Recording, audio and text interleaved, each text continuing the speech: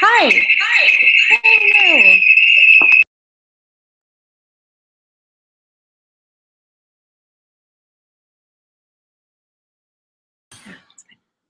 Hi. It seems like people can hear us. Unfortunately, there's not a group chat feature for everybody involved.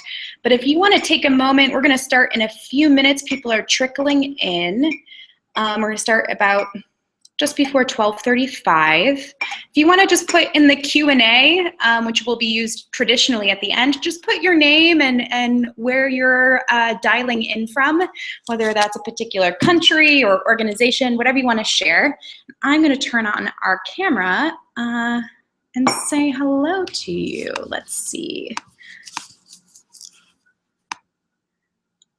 All right.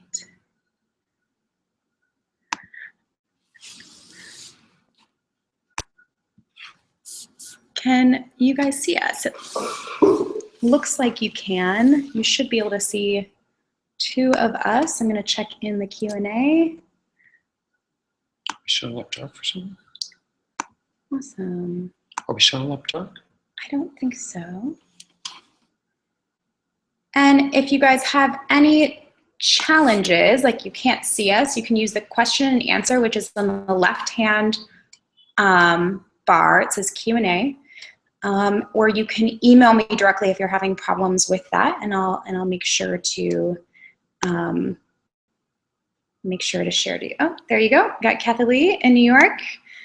Our neighbors. Our neighbors probably. Let's see. She said she reached out. She's a photographer. It's kind of all right. Sorry. All right. We're getting better. This is our second time doing this. Always fun to experiment with new platforms. Oh, there we go. A bunch of people.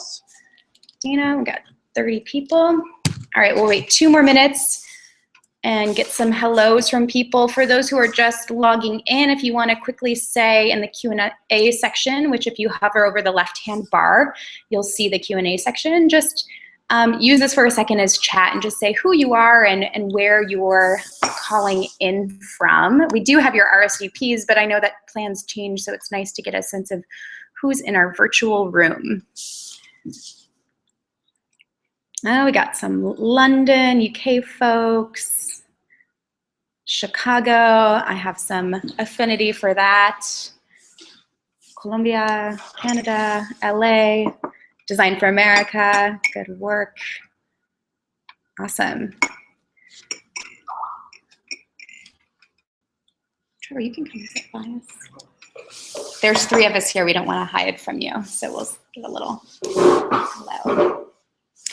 Okay, got a good crowd in the room, so let's just quickly introduce ourselves, and then Robert will start us off with a little bit of background on DIG. Hey everybody, thank you so much for joining us. So I'm Robert Fabricant. I'm one of the founders of this design practice at Dalberg that we call DIG, the Design Impact Group. Awesome.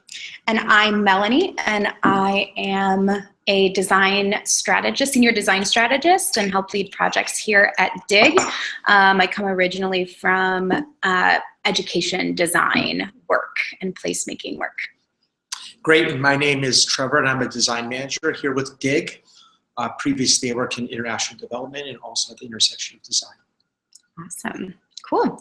So I'm going to share the presentation with everybody now. Nice to still get some hellos from DC and New Haven. Could you see us before? Are you seeing us now? If you, let's see. If anybody in the question and answers, can you just make sure that you can see the actual presentation? Oh, you had some problem seeing us. Did you hear? I'm gonna stop presenting. I'm gonna give us a little hello because apparently you can see us. We're right here. Yay! Thank you. Sorry. Is that better? Better? Any thumbs up? All right. Do their comments start at the top or at the bottom? It starts at the bottom, and if they get more things, it goes to the top. Looks like, can you guys see us now? Can you guys see us now? Yeah, we're not black anymore. Looks better to me. Looks better. We're here. All right. We'll wait to see if that goes through. Again, thanks for participating in this lovely experiment with all of us.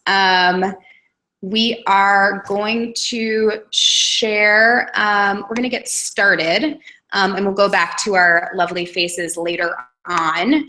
It looks like you can see us now, so great. Woohoo, you see us, we're here, we're humans. And now I'm going to share our presentation and hand it over to Robert. Hey, everybody. So first, want to thank you all. You know, we're a young practice, just kind of getting our feet under us after about 1.5 years. And we get a lot of, we've been gratified to get a lot of outreach.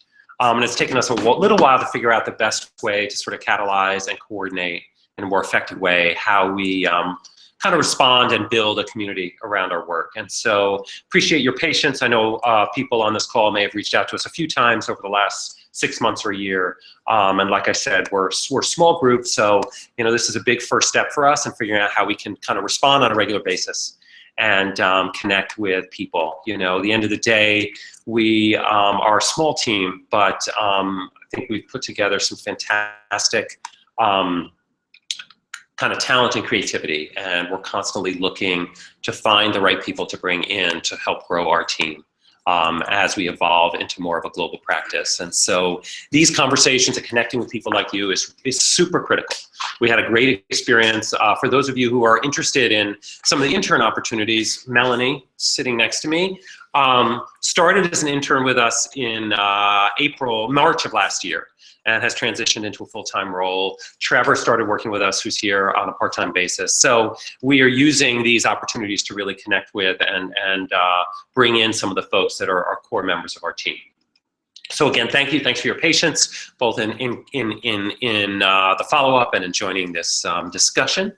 I'm gonna give a little bit of a wrapper on kind of the vision and why we came to Dalberg and why we're building this design team here. And it'll be relatively short, but hopefully cover some of the core themes that we think are true to both our practice and where we see design going when we look at social impact and broader kind of social issues on a global basis and the role of design. And then go through a couple quick project examples, just as little snapshots, a lot more of that on our website.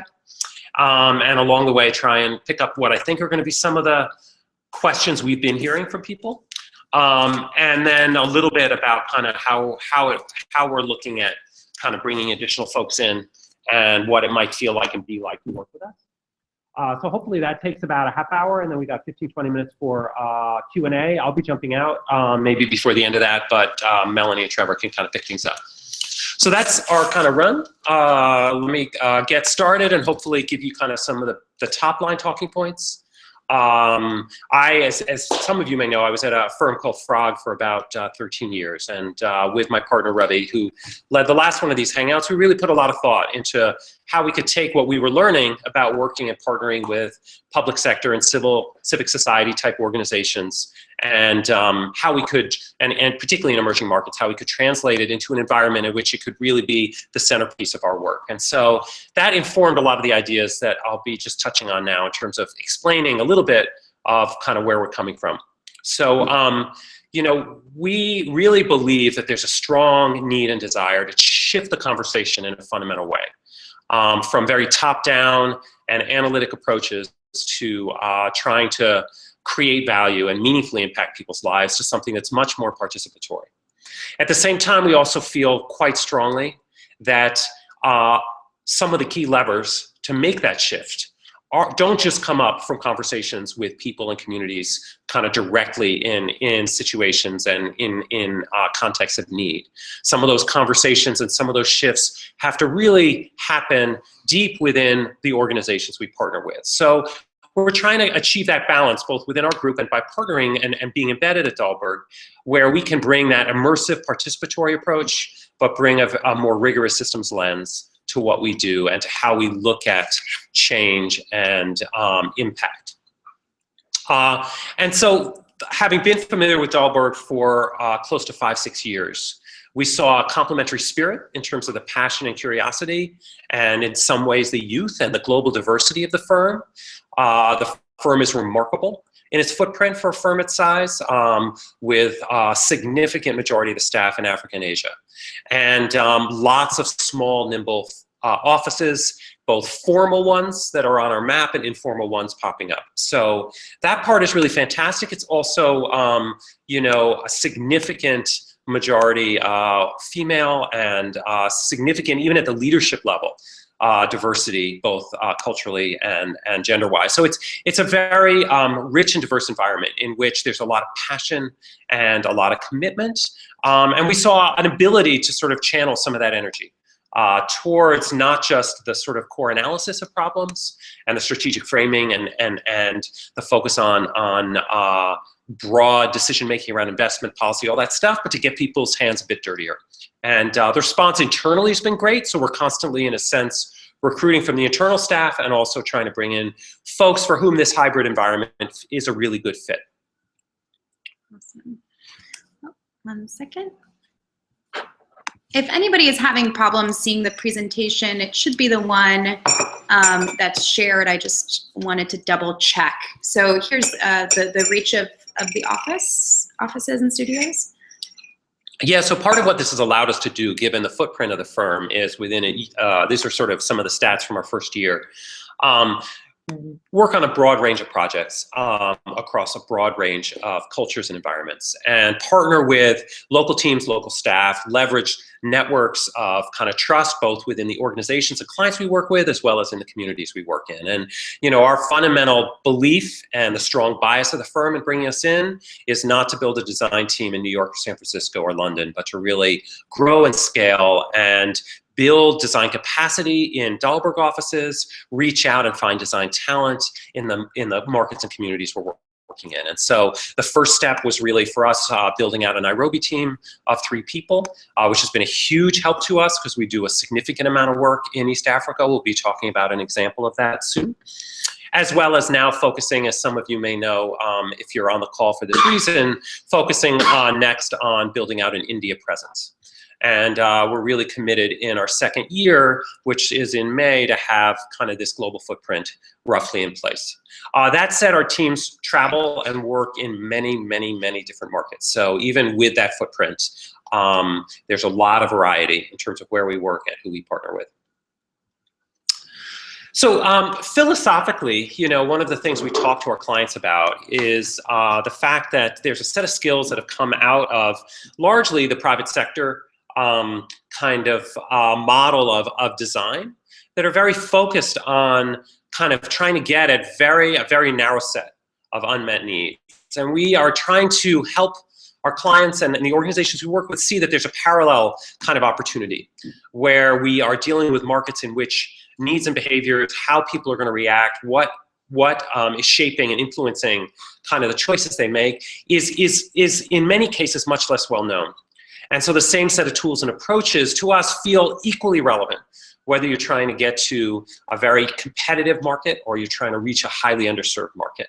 And we're trying to help them shift out of the assumptions they might make if they were targeting the norms in the middle of this kind of diagram. So how do you use unexpected techniques and more participatory approaches to get past norms and assumptions and really figure out in a very tailored and nuanced way the complexity and the sophistication of what is going on at a community level in more informal situations. And you know, I think it's a growing awareness clients bring to us, but it's something that we can help support through the activities that we foster.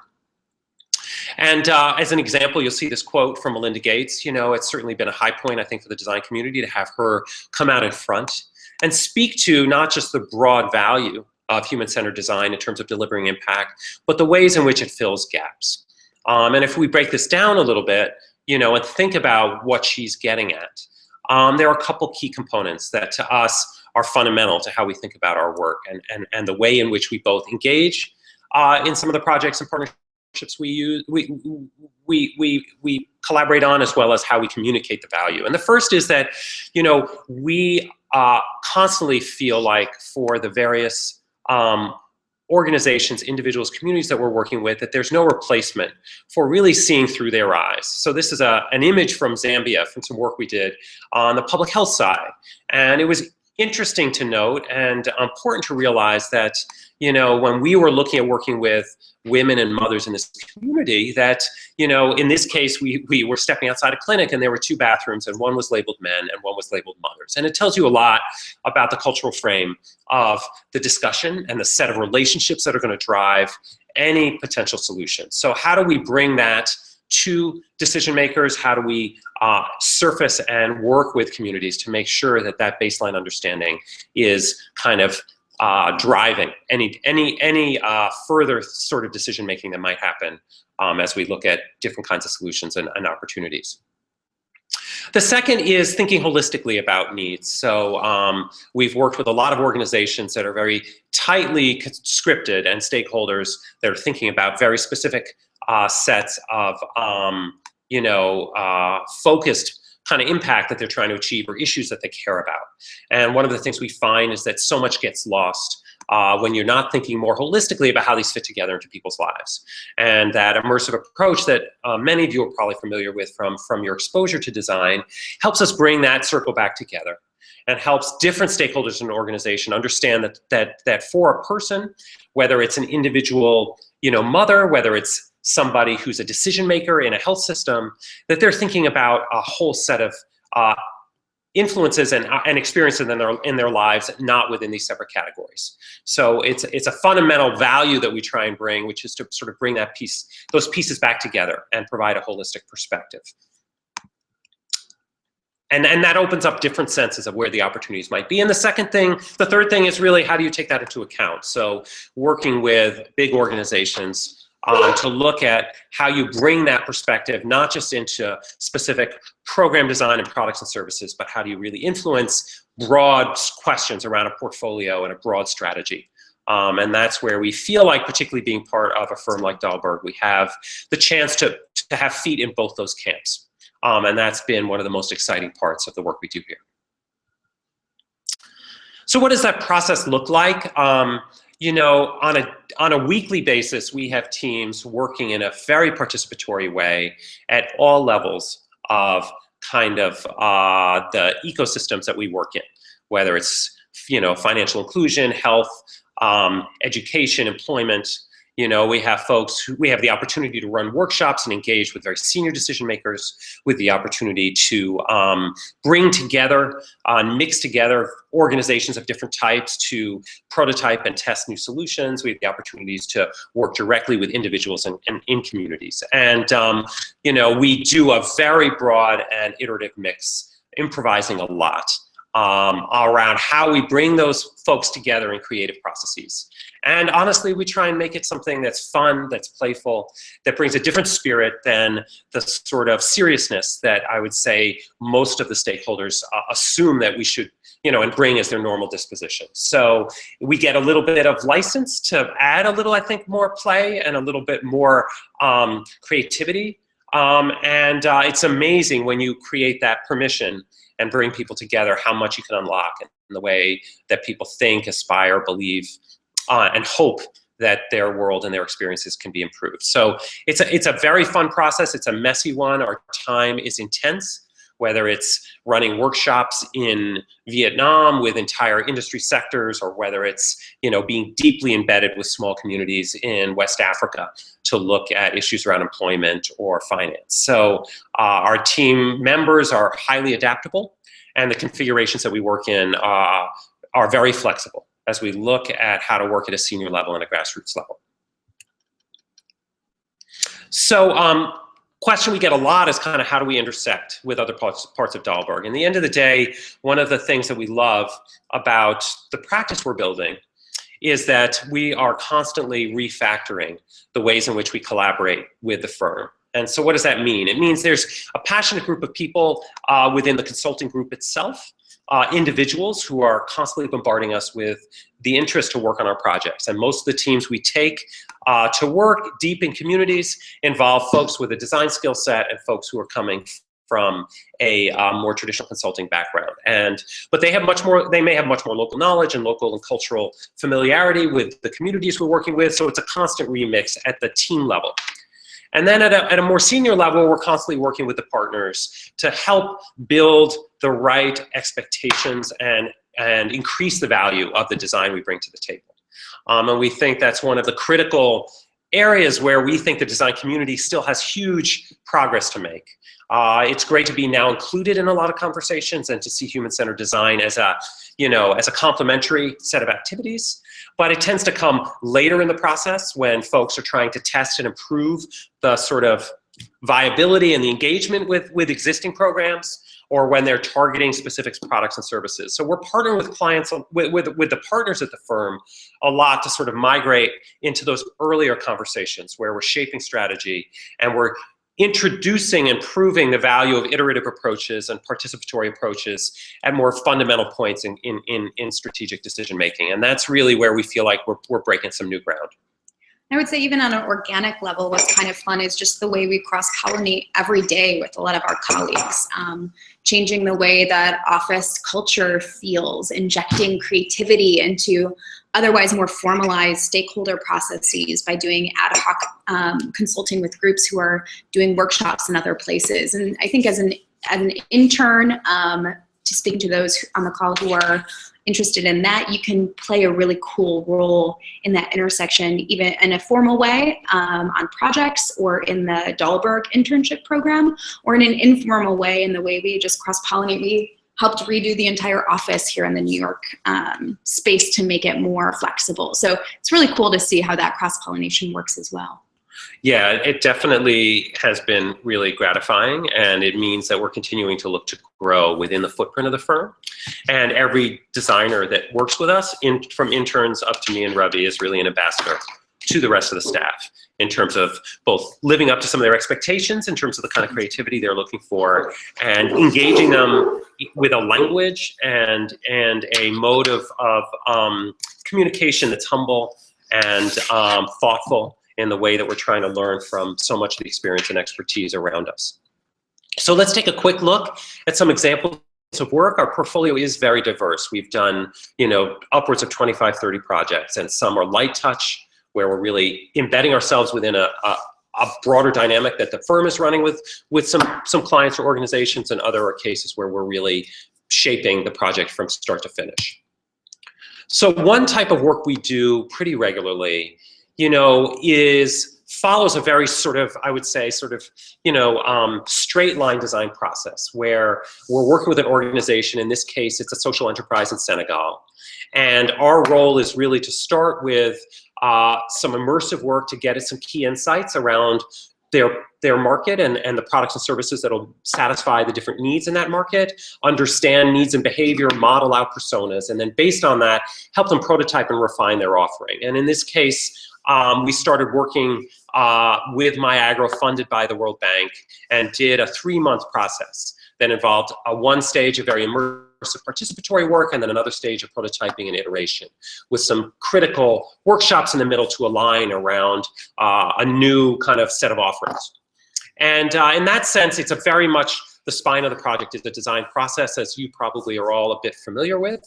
And it's very, active kind of creative process throughout. And this one's been very exciting because we're now been hired for a second round of work to help them really pilot and roll out some of the offerings that we conceptualized. So you'll see in the lower right, we use a lot of visual material to help break down needs, behaviors, help bring various individuals and communities into a conversation that's quite creative. And what is an example of one of the offerings that's being prototyped? So in this case, it's really a combination of two things. One is some very specific kind of information and financial services delivered through mobile devices. And then the second is a set of kind of information packaging of those services into offerings and service delivery kind of elements, whether it's, posters and brochures and pamphlets, things that help train their agents to better provide this service and better connect with customers. So it's a combination of very tangible financial products and a package of tools and training for their agents. This project's a bit different because we're working actually with the same client, but we've taken a step back to a little bit of a higher level of engagement. In some ways more strategic, in that they've asked us to look across a whole set of organizations that they work with, again, in the sort of financial inclusion space, and sort of pull out of our work, as well as the work they've done, a broad tool set for how you better meet the needs of customers through changes to your organization, through different methods and tools for engaging with customers, like the customer journey map you're seeing at the top. And we've been working for the last year with this organization to both build out that tool set and pilot it with some of their key partners. So in the upper right, we worked with a microfinance institution in India to sort of test and validate and refine this sort of approach and these tools and this toolkit, and also kind of deliver a customized version for their organization. So once again, even though it's a bit more removed and abstract because we're working on tools, we're in the very active process of piloting them so that we have very deep and rich engagement within the organization, a bit more than with their customers. Yeah, I think it really speaks to the capacity building nature of some of the projects that we do in terms of equipping mid-level managers at this microfinance institution or a bank to become designers and prototypers of customer experiences. And so that's really rewarding and provides a lot of reflective kind of material for our team as we develop even in our own processes every day. And it gets back to some of those core values. The first one being humility, not assuming that designers have the right answer or the new answer, and not getting overly romanced by the sophistication and language of our approaches. And then the second is, I think that a lot of what we do is common sense. And whether it's within Dalberg or within our partner organizations, you can unlock people's ability to ask questions, to work together to conceptualize solutions, and much of it is really within reach. So last one is, one of the ones that we're the most kind of deeply involved with right now, which is working with a big institution, the Africa Development Bank, piggybacking on a major effort within the firm to help the AFDB look at new investment models for increasing opportunity and employment among youth across the continent. And a real commitment from one of our senior partners to make sure that that wasn't just a top-down process. So right now we're in the process of running youth engagement kind of workshops and boot camps in 8 countries across Africa, mostly countries where we either have a physical presence or have other work that we're doing. And using that to sort of unlock a clear picture of how youth see their futures, what they see as opportunity, how they engage with the formal and informal sectors as they build out and invest in sort of their own skills and growth, and trying to paint a really sort of rich picture to sort of ensure that as this big institution is thinking about these investment models, it really converges with what people want and need and the way they relate and engage on the ground. So it's been super exciting and satisfying, but it's also a project where within a 2-month period, we've had to scramble and really fully tap both our own capacity and the footprint of the firm to be able to pull this kind of thing off. Again, these are some questions that you've shared with us in advance of this presentation that we want to address midway through. Yeah, so all I would say here is that, we are working very quickly right now to sort of adapt and react and respond to a lot of the opportunities that sit across both our practice and the firm. And our teams tend to be small, and they tend to be structured as hybrid combinations of very immersive and participatory design type skills and a bit more of the expertise and analysis that the firm brings, so that, again, we can reach the end of a design process with solutions and approaches and opportunities that have some validation in terms of the broader context of, the commercial and business and funding models around them. We are leaning more and more into the implementation phases of projects, and it's been very exciting for the team to see a bunch of the work that we kicked off early in our history, sort of in the beginning of our first couple of projects, start to move into piloting and implementation phases. And our touch tends to be lighter, so we're really transferring a lot of the ownership of that to local partners, but we're still involved in prototyping, in training, in QA, in sort of setting the sort of cadence of how that sort of implementation is working and how communities are engaged in the process. So we tend to reject a little bit the model that we see around us of like kind of strategy and implementation as these sort of very different buckets of activity. And so we're trying to kind of wedge that open a bit. And I'd say that we're still learning about the best way to measure the impact. You know, one of the things we do look at is how much of our work moves into a pilot and an implementation phase is one way to look at the impact. I'd say the other things that we look to is sort of how do you translate what we're learning qualitatively into more formalized M&E models or commercial models. And that's something we're working very actively on. And I would say too, on the impact side, for those who are coming more from a strategy background or nonprofit background, another great way we tap into the Dalberg community is their robust experience in M&E and helping organizations design, not only just define their metrics and then design the way that those are captured over time. And so whether formally or informally, we're really trying to bring that ethic into our work as well, or a sensitivity to it. And I'd say we're also partnering with our clients right now, working on some different business value matrix for private sector organizations and public sector civic society type organizations, where we're trying to build out again, as part of the tool set we're developing, like what are the different ways you should look at sort of business value and ROI of the kind of work that we do, and how does that cut across both your own capacity building, the ability to drive funding into areas that are neglected, as well as the on-the-ground engagement and impact on individuals and communities.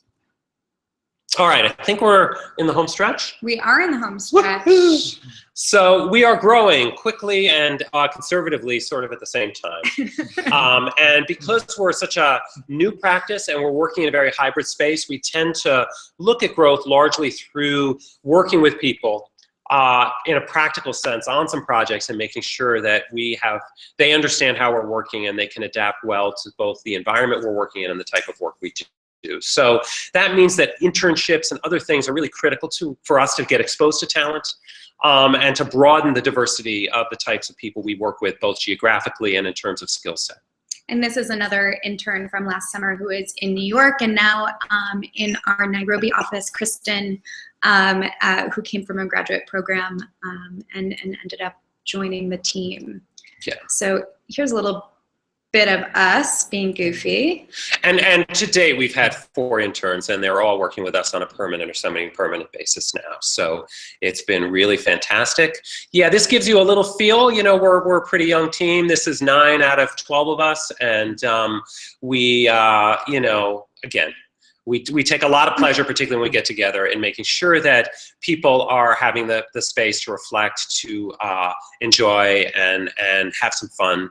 And you know, it's a spirit that we kindle within our group because we feel it's so sort of needed and a bit lacking in a lot of the situations and projects we work on. So this is from a summit we ran in New York for our team in July.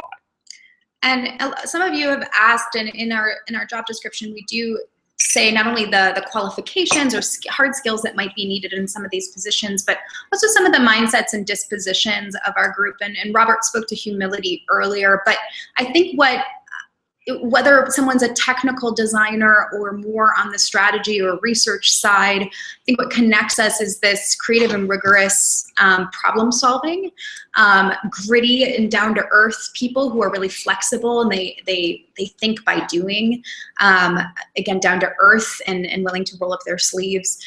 Clear communicators, I think too, is something that, whether that's visual or just a bias towards storytelling, that's something that's also very important to us. And by growing human-centered designers, I mean, wherever someone is in their journey, they view their path to becoming a human-centered design practitioner as something that they're always evolving in, and so people who are pretty reflective in their work. Some of you asked that, so I wanted to speak to that. So here are the 2 positions. Yeah, I'm hoping we can round out and get to some Q&A. We are looking to build out our creative team in India, so that's a critical hire for us. And we are looking at design and strategy interns across our network. So really excited to sort of find the right people, both some opportunities in the spring, but particularly the summer. And great to have so much enthusiasm from the community of folks on the call. All the details are available online around what we're looking for. So maybe we should, Yeah. We should just jump into some Q&A and see based on what we've I think covered. Based on the last, because I know majority of folks are for the internship, I'm just going to review a couple of the things that were just on a high level to review. Yeah, totally. And then we'll get into that Q&A. So if you want to start popping things into the question portal that we haven't, sorry, can you do that? Yeah. That we haven't already done, that would be great. And we'll just start to review and star some of those to begin to answer in the question period. Scroll the other way. So we're defining this as a graduate level internship. And I think one of the reasons for that is fewfold. One is that we want someone with a little bit of experience, usually 2 to 4 years as a baseline. And we just use these ranges because that's the traditional mechanism, but know that we have some candidates that have come from industry or fellowships. I came from a fellowship program, other projects, or they're having a sabbatical where they're making a transition. We will look at people creatively in that way. We just want to make sure that people are coming with a baseline knowledge because we were working in a client-facing practice in an organization that's dealing in the development sector, and so there's a lot of sensitive work that we're doing, and we just want to make sure that the maturity and exposure is there. We are hiring interns in New York, London, and Nairobi, and so we will be picking candidates for each one of those offices. People asked a little bit about the range of dates. While we want to have some people have overlap in the summer, we are flexible. Business consultancies and design studios don't run on a quarter system. So we have needs that pop up at different times. And so we will be flexible both in the duration and the start date and stop date. Know that if you were to join in the summer, there is that extra opportunity of participating formally or socially in the Dalberg internship programming. And so that can be sometimes a nice cohort to tap into. These applications are due on February 21st, and the link is there. Just so those who know, who are interested in the India fellowship we have, or India role, we have extended that to 3/13 in March. It hasn't changed on this slide, but we will be extending that a little bit as well based on our capacity for reviewing those. So hopefully some of that was helpful. I have a few questions I'm going to start with here, and we're going to, if you want to use this opportunity to add more in the column, that would be great. Would you want to start with any one of these, Robert? You want me to tackle one? Well, I'm noticing a question from the group about skills, characteristics, and experiences. Yeah, so let me jump into that and say a couple of things about it, because we don't have a very fixed set of criteria. At the same time, I feel like we get a lot of people reaching out who have been exposed to design and design thinking through some coursework, even at the graduate level, but don't have quite enough hands-on experience to really, I think, be able to fit effectively in our practice. And the reason for that is that we intend to remain a relatively small team. And so most of the projects that we're working on, we're not only involved in and supporting design activities, we're helping to frame and communicate their value. And so we have a lot of people, both internally within the firm, who have some understanding from coursework or light exposure to design, and the folks that we're bringing on directly in our team tend to be people who've been through a few project cycles, who have some hands-on design skills or experience that comes from their design research, facilitation, prototyping, graphic design, information design, those sorts of skills. And so we are definitely looking for a portfolio type presentation from all the interns. We're interested in process work, not just final outputs. And we are interested in some additional skills around storytelling, photography, filming. Like there's some secondary things that can be quite valuable. But again, we are a visual group in our nature, and would like to see you, even if you don't come from a straight up design program, make the effort to put together a portfolio. Talk to us not just about the thinking that went into a project and the questions that were asked, but how you translated them into creative outputs of some sort. We won't be, you know, sort of judging you on the basis of the aesthetic quality of all those outputs, but we do want to see that you can translate sort of research and those sorts of questions into sort of creative material of sort of concepts or system maps or other types of things like that. So I would say put some effort into putting a portfolio together, take the work you've done and ask yourself critically, like, beyond what I've learned in terms of research, what are the sort of touchstone kind of outputs that I can, from the process, that I could put into a portfolio that would help illustrate my understanding of the design process. And you might even, for those who, again, aren't on the design side, if you need to take screenshots of something or photograph any of your work, feel free to have some rough things. They can be as simple as a screen capture. And another thing that's helpful for us, especially if you are on a really large or multifaceted team, is knowing the role you played. So if you're coming with a more technical background, but you worked with a great visual designer, it's just helpful to know that either you were the visual designer or you were the technical person. So let us understand that a little bit in your portfolio as well. All right, other questions. Role about interns relative to others on projects. So I think that we can say, given the retention, that we've created good experiences for the interns that have started working with us.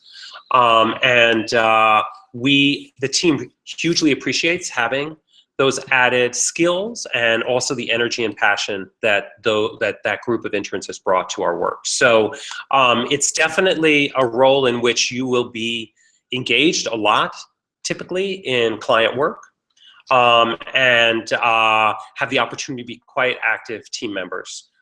So not feel a strong distinction between your role and the rest of the design team.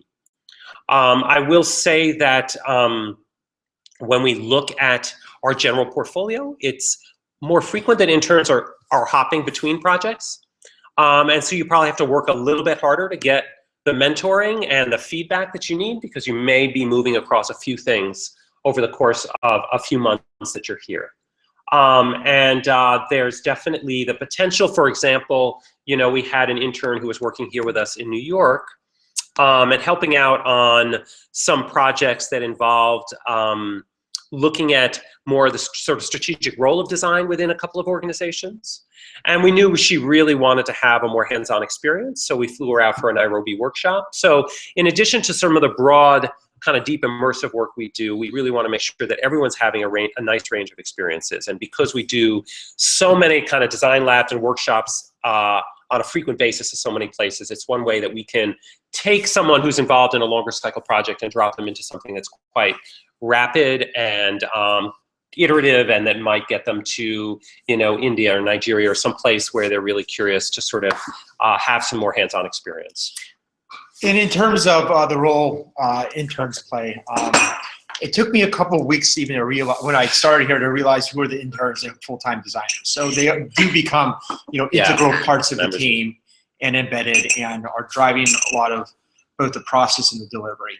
And to build on that, I would say two things that are also helpful to know is that projects that are internal or studio-based rather than client-based they can be very rewarding, and they're also so cool for us to get and work on. So everything from helping design the studio space to helping us rethink how we have media and store media and use media. We had some great experiences with past fellows and interns who've been proactive in that way. And I think we encourage people both. In the last conversation webinar we had how many people are self-directed versus highly managed. I think it falls somewhere in between, but we always want someone who's willing to drive and look for opportunities. We're not going to leave you out in the woods, but it is helpful if you have that bias.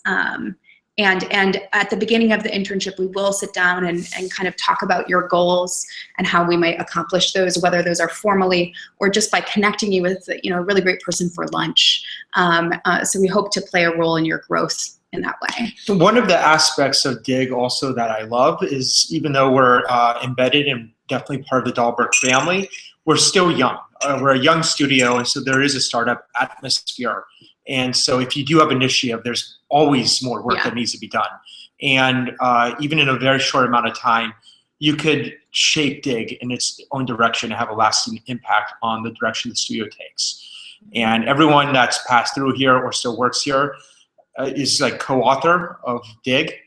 And it's very clear that we value that in everyone that we engage with. And it's a cool time to join, and you really do have impact. And I was going to say, one of the things that Ravi and I feel very strongly is we're not impatient to let the paint dry on how we're working and what we're doing. So at times it's a little messy, but I think we're here and we joined this firm because we want to rethink some of the assumptions that we make about the role of design, about why it's valuable, about how to get the most engagement out of the work that we do. And so we're really not yet at a point where we're taking a very scripted methodology into the work that we do. I'm going to grab one more question, and then I have to run to lunch with my mother, actually, which is really fun. Somebody asked about... We will stay a few minutes extra if there are more questions. Melanie or Trevor will stick on. There was a question about traditional design skills, and it's a really good question. I'd say that there are some very fundamental creative skills before we get to design skills that are the pivot of our practice. The first is around design research and empathy and curiosity, the ease with which you can engage individuals and community in a dialogue. That's fundamental.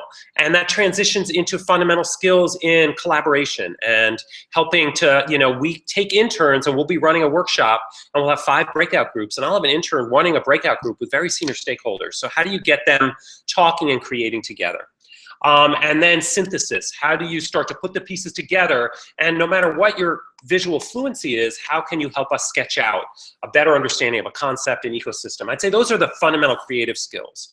On top of that, in terms of design skills, we are lucky to have some really fantastic product designers and graphic designers. At the same time, we're making only limited use of their skill set. I'd say that the most valuable traditional design skills that we're pulling from are things like service design and system design, so things that are a little more holistic in nature.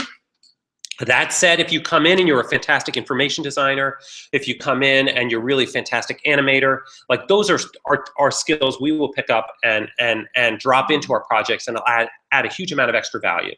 But if you're thinking about kind of where you would learn the most, if you're not a great graphic designer, you're not going to come out of working with us as a great graphic designer.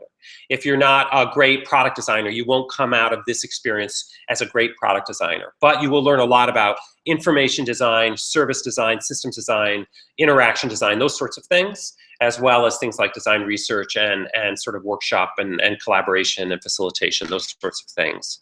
So if you have one of those more narrow skills or traditional skills, show it off for sure. We really count on the fact that those skills are going to kind of suffuse. Another one that we take a lot of advantage of is prototyping, and it can take any form. If you're used to doing prototypes with Post-it notes on paper in a very rough style, great. We do a ton of that, so don't worry that it's not slick and polished. But prototyping is definitely very fundamental to how we work. All right, I'm going to bid a farewell. Thank you all for joining. We look forward to the feedback. We look forward to hearing from you and ultimately kind of getting a portfolio and having a chance to look at your work. And as Melanie mentioned, even though we're looking at internships across multiple locations, our teams are very small, so we can't afford to take on more than really one intern at a time in those locations.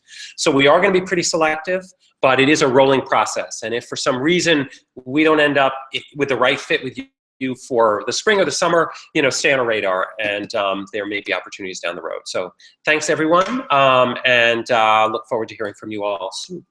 Awesome. So we'll give you just 5 more minutes here, so we'll end about 5 minutes early. Trevor and I will be your new guides. But if you have any last minute questions, I'm going to answer a couple here in the queue. But just want to make sure that we cover everything. One thing I realized we didn't say is, and it says in the description, the internship is paid. We don't believe necessarily in free work, but it's paid out. It's a weekly stipend It's very similar to other graduate fellowship programs paid out on a monthly basis. So that practical question is answered for you. Nobody has to stick it in the queue. One thing, there's a question about research. Yes, one thing, as Robert said, we have many projects going on at the same time. And in turn, we don't work on the quarter system for how our clients come on. So research is possible to be involved from point, A to a few points down the line, depending on how long the project is.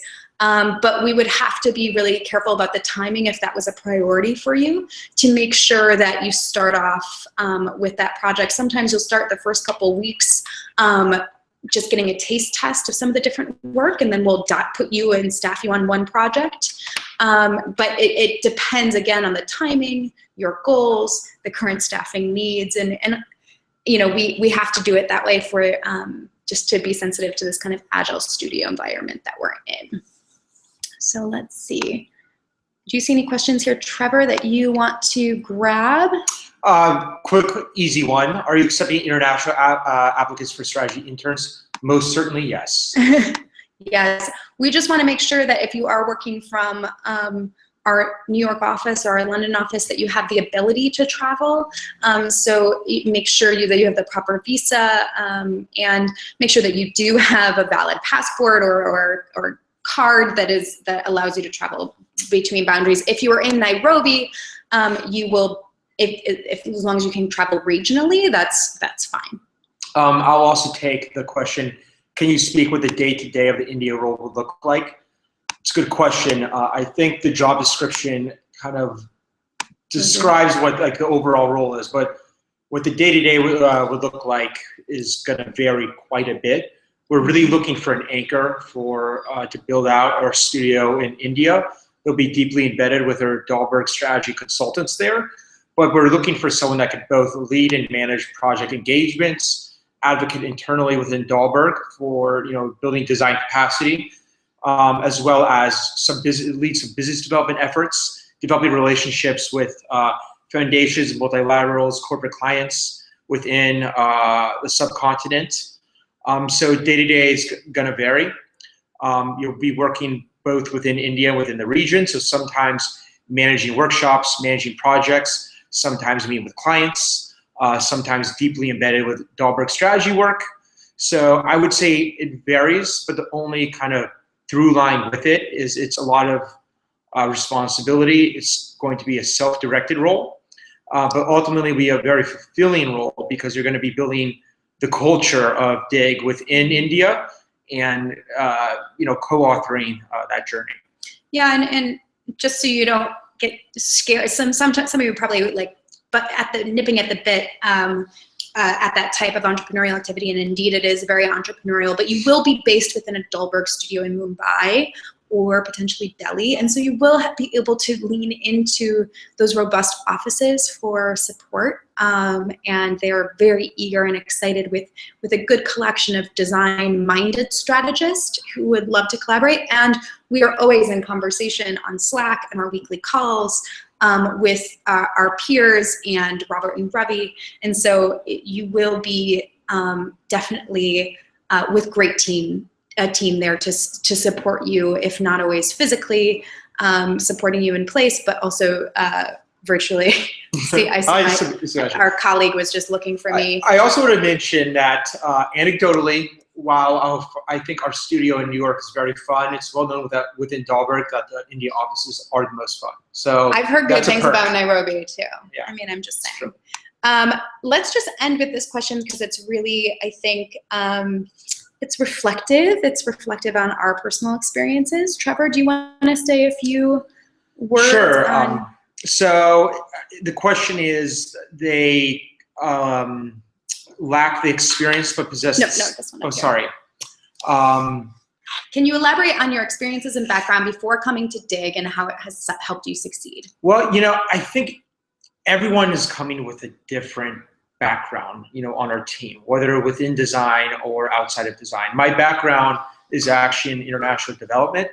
I worked for Clinton Foundation and Clinton Health Access Initiative for half a decade. working within the South African government and scaling up HIV, working in President Clinton's office. Very different type of background. I took coursework in design and tried to integrate it into all my projects. And so that's my own background. It's very different than Melanie's, for example. It's very different than our colleague Elise, who went to D school at Stanford and helped design a product called Embrace in India that is a baby incubator. So, it's just kind of both cultural fit is possessing the hustle, the grit, the actual practical knowledge of what we're looking for at that time for the portfolio of projects that we're currently engaged in. Melanie? Yeah, so I like that our backgrounds come together in a variety of ways, like a big puzzle. I come from, my background's in social policy from a training perspective and organizational strategy. But I had been working domestically for the last 6 or so years, based out of Chicago, but in a lot of urban settings around the country. I started off working in public interest in the Sierra Club, Jane Goodall Institute, and the Chicago Public Schools.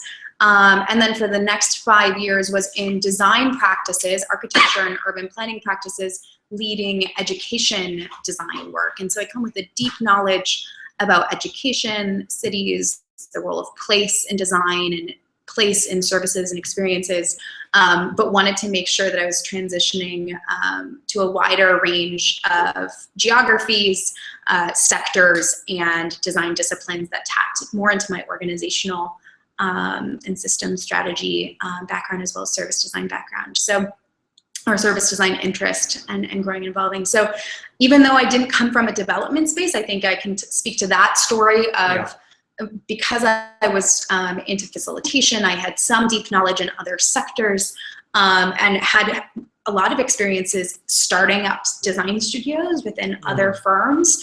It was a really good fit in a lot of other ways. And so if you don't have international development experience, or you're missing one pillar of that technical design meets international development meets public or private, know that we do look at things creatively. We do look at your backgrounds creatively, but we do want to make sure that you can be fluid and develop those areas that you, or feel comfortable in the areas that you don't have skills in. And Melanie, I think the key thing you said is like, what's your story? I don't think anyone is going to possess everything that would be ideal. The profile of a candidate that's both a technical designer with international development experience with a small studio, embedded in a strategic consultancy. If you're that person, you're Robert. So it really is about, storytelling. That's both what we engage in, and part of it is the story that you tell of, how you could kind of embed within our culture and, work with us. Yeah. So it's been great to talk with you today. This will be saved as a YouTube video. And we were just so excited that we had so many people reaching out, and really wonderful that you guys joined us here today. We would love to have one-on-one conversations. We wish we could have a big dinner party and invite you guys all here. That would be more our style, but we have a lot of project obligations and travel at the moment. So hopefully this venue is helpful for you. You can still send questions in. We look forward to reviewing your application, and have a great end of the week. Yeah. Everywhere from Detroit to Bogota to South Africa Hawaii to UK. I saw a lot Chicago, LA. So just great to have you all here. So have a great week. And hope to work with every one of you one day. Every one of you. Take care. Take care.